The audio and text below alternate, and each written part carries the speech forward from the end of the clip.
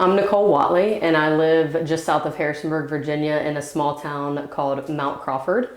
My connection with Faithfully Restored starts with Jamie Hurd. She was one of my best friends in college, and as most of you watching know, she's the executive director and one of the founding members. Shortly after they launched Faithfully Restored, we became financial contributors, and my husband had the idea of bringing the founders up to speak to an audience of women in the Shenandoah Valley.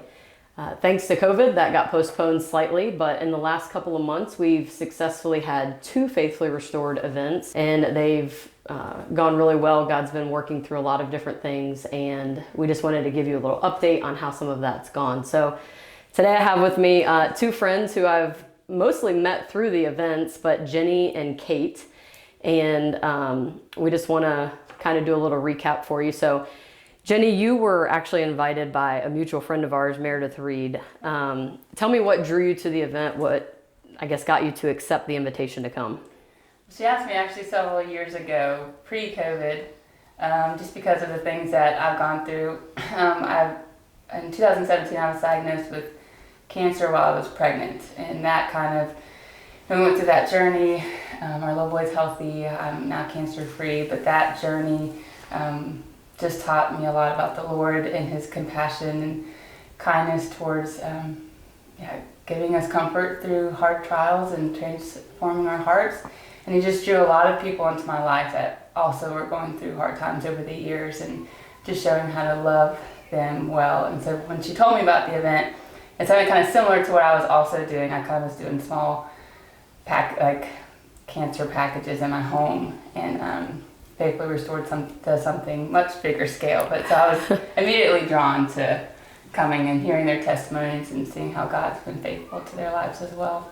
Awesome. And I didn't know Cait when she came to my house for the first event. So what prompted you to reach out and invite someone else and invite Cait specifically? Yeah, well, Cait and I were introduced to each other by a mutual friend as well over the summer. Her and her husband had been going through just a hard thing as well with their little boy being in the NICU, and we became fast friends. And we had been seeing each other for several months now, since May, I think, and with just everything they're going through their lives, she just immediately came to my heart, and I wanted her to come with me. So awesome. Well, thank you. Cait, I guess you can elaborate. Jenny said that you guys were walking through some really hard times. Share with us why you decided to come, especially despite some of the trials you were going through, and maybe just a little bit about your story also. Yeah, so our little boy Aiden was in the NICU for 6 months, where he ultimately went to meet Jesus in July. And I just remember, we faced the unimaginable, and really my worst fears had come true. And when Jenny asked me, she said, I'm not sure if you'd be ready for it, but I'm going to throw this out there. And I didn't know if I'd be ready either, but I feel like when you're walking through something like that, it's literally grasping at straws to find anything that will numb any sort of pain, the pain that you're walking through. It's just excruciating, and anything that I thought might help, I was grasping at. So I decided to say yes, and I decided to go. So. All right. Well, you had also stuck around and met all of the founders, and you were such a blessing to them also as you shared your story, and that was great. But did you find the event beneficial? Are you glad that you decided to come? Yes. I mean, it's amazing. And what I've learned, or continue to learn, is I just find so much comfort in others who know deep suffering, and for them to share their testimony. To this day, since losing Aiden, I don't think I've felt anything more powerful than giving them big hugs and crying with them and hearing their stories. I'll remember it forever, because it just provides me a comfort that does surpass understanding, really. So it was very powerful, and I just thank Jesus that He put me on that path to be able to come. Awesome. Tell me a little bit about where you and Brad are in your journey now, here a couple months later.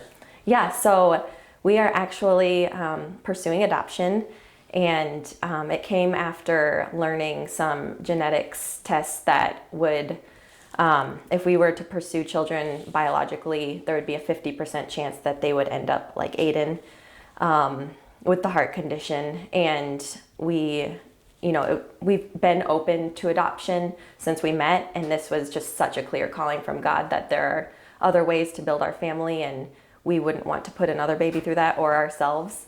And so yeah, we will go active at the beginning of the year to pursue our next child. Awesome. Very good.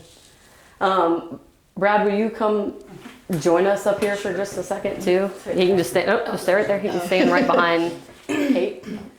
So here's a cool thing about Faithfully Restored is, on behalf of Faithfully Restored, I get the honor and privilege of delivering some really cool news, because when I found out you were coming, it actually took me until like the day before the event to put together that you were the same Cait that was at the first event.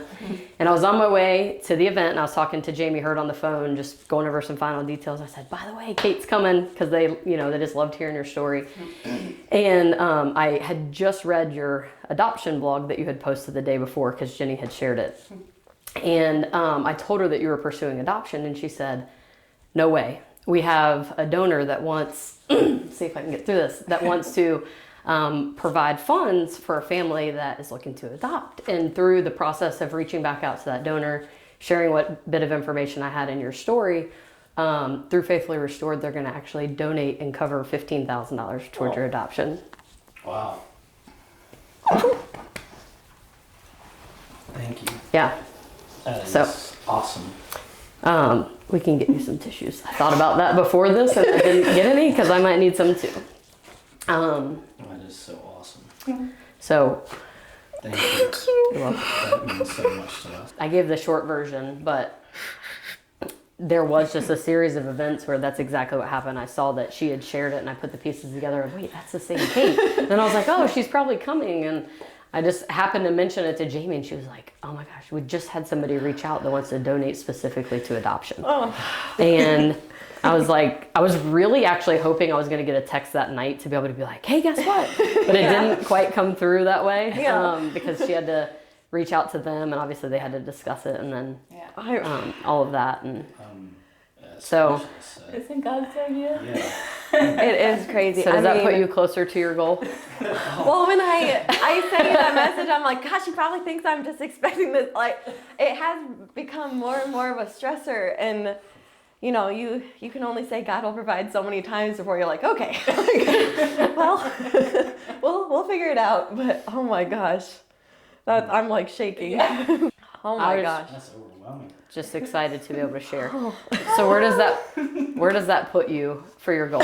I mean that meets our goal, and I mean it exceeds it and helps. I mean the biggest thing I think I told you was we just didn't want to wipe out our savings, so that would just give us a buffer, because we didn't want to be foolish and not have any money and then bring on another child. Right. So And that's smart. yes, yes, Good story. Yes. yeah. That like meets our goal. I think even Jamie, when either I told her or shared your post to her, I don't know, she goes, I mean, even if we could just give them something so they can like go out to dinner together, like feel like they can go spend a little bit of money. Would be nice. Yeah. I know. I get neurotic about it. I'm like, you bought coffee? Like, what are you thinking? But Yeah. Gosh, that is amazing. yeah, I just can't. Wow, Thank you. that is surreal. Yeah. Well, And that's kind of what I was thinking too when you asked, like, just kind of maybe fill in the gaps or just support us. This is beyond anything I could have imagined. So, well, I feel like it's definitely a God thing. It's cool because after the first event for me, we felt called to do the event. But I'm a financial advisor and numbers are my thing. So people leave and I want to be like, how many people were impacted? What was it? What happened? And I had to be okay with not knowing. Yeah. Right. At least this side of heaven. And then like the longer we keep being obedient one step at a time, like I don't have a long-term vision for Faithfully Restored in the Valley, but it's still moving. oh yeah, And it's just like one thing at a time, whatever he's calling us to. So it's just really cool to see some of the stories that have really been put together, and like my friend Felicia, just being able to stand up and share her testimony for the first time, even though she didn't come to the event. Right. Just there's a lot of things that God is doing, Right. and it's just really cool to be a part of it. I still want to meet her as well. We were in the NICU the same time as her, but obviously our stay was significantly longer. And I mean, we may have passed. I was in there every day, but They were only down there like a couple days. I mean, I was there 3 days, but it was not even right. Yeah. Yeah, I mean, and so traumatic, but it is crazy. You know, she's telling the story, and I'm like, man, I was probably just sitting in there when she's going through all of her struggles, and But I would definitely like to meet her still. Yeah, definitely. From a husband point of view, Faithfully Restored has been such a blessing to Cait and both of us. I mean, Cait comes home and talks about the meetings all night. Well, I went to the first one, and then the second one was coming up, and Jenny had invited me, and we had a party that you had been looking forward to for a long time. And I was like, man, it's the same night. And he's like, go. He's like, just go. So that was cool too. He knew how impactful it was. And I just, the peace I found. And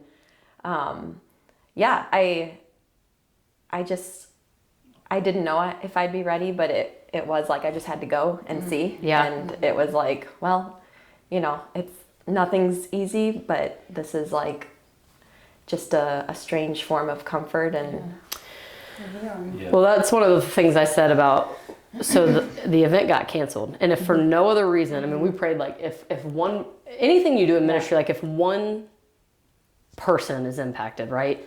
And so as irritated as we were over the we had over 200 people interested in the event when we were going to do it pre-COVID.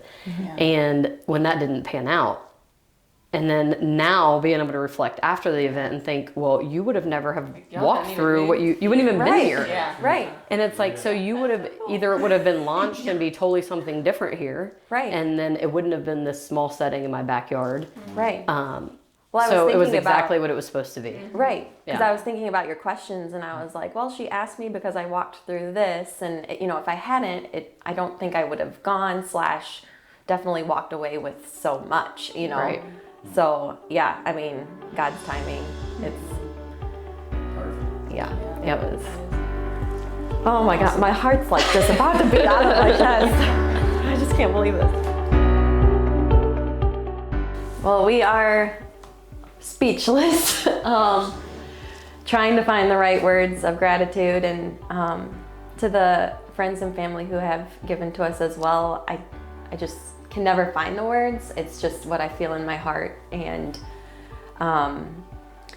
we want to be good stewards with our own finances, and we do not take any of this for granted. We feel no entitlement to it, but I think another important thing is that we will pay this forward, and it's inspiring to us in how to move forward in our own giving. And again, I don't have the words to fully describe my gratitude. Yeah, I mean, it's just so humbling to be in this position and receive a lot of love that you just haven't felt in this particular way. And it's just such a cool way to see how Jesus just really moves in a way that we haven't experienced. And I think that's something that is so precious to us, and something that we look forward to be able to do to others down the road. And so, yes, thank you from the bottom of our hearts, from our family to everyone that's really supported us. We are so excited for this next journey, and it wouldn't be possible without you guys, so thank you.